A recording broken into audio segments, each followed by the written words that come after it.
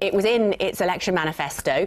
Labour said that it wants to end the sale of petrol and diesel cars by 2030.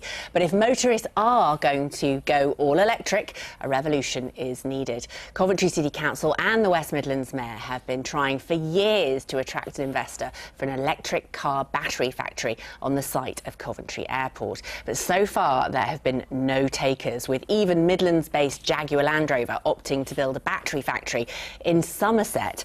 On Friday, the Mayor pledged another £21 million towards the Coventry gigafactory project. But will that be enough to attract a big investor to the site? Joshua Nevitt reports. Bold, controversial and ridiculed by some, this is Jaguar's vision of a new generation of electric cars.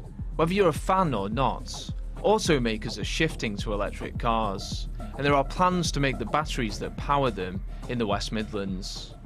The owners of Coventry Airport want to build a major battery factory on the runway, in the city that gave birth to the British motor industry. But the planning permission for the gigafactory is due to expire in March, and there's still no investor. This runway is where the gigafactory is supposed to be built and start production next year. For years, Coventry City Council has tried to woo investors to completely change the purpose of this airport. And yet, the tarmac remains untouched, leaving aviation businesses frustrated by the lack of certainty.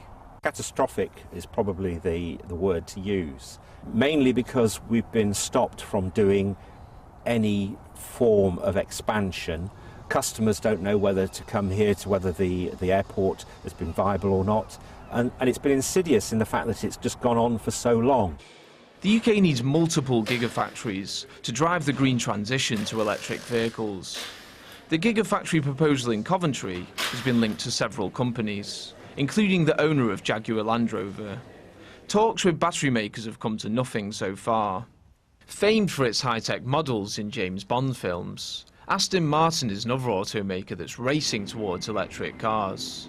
And the former CEO of the company told me access to electricity could be a problem at the Coventry site. No CEO of any battery company is ever going to go back to their investors with something that is less competitive than they can get somewhere else. But once you satisfy that criteria, then you've got to look at different sites across the UK, and the electrical connection will be the main factor. The gigafactory's been championed by West Midlands Mayor Richard Parker, and the combined authority he leads is preparing the airport for a potential investor. We've made enormous progress on the investment zone in Coventry, Borden, Warwickshire. We've allocated £2 million to support the supply chain so that when that investor is attractive, they're best placed to secure work. And we've just approved £20 million to support a power supply into that site. So it's almost like plug and play. It's ready for the businesses that we attract. Coventry City Council is investing £2 million as well, and says much more government funding is needed to get the project off the ground. The truth is there hasn't been one single gigafactory anywhere in the world, not just in this country, not just in Europe, that hasn't been built without significant government investment. That's why we're lagging behind, because actually we haven't had a government who's been willing to actually do that going forward. However, now we've got a government that's saying that. As the demand for electric vehicles grows, the clock is ticking on planning permission at Coventry Airport. It could be costly to renew, and without an investor, there are fears this could be a pie-in-the-sky idea that never fully takes flight.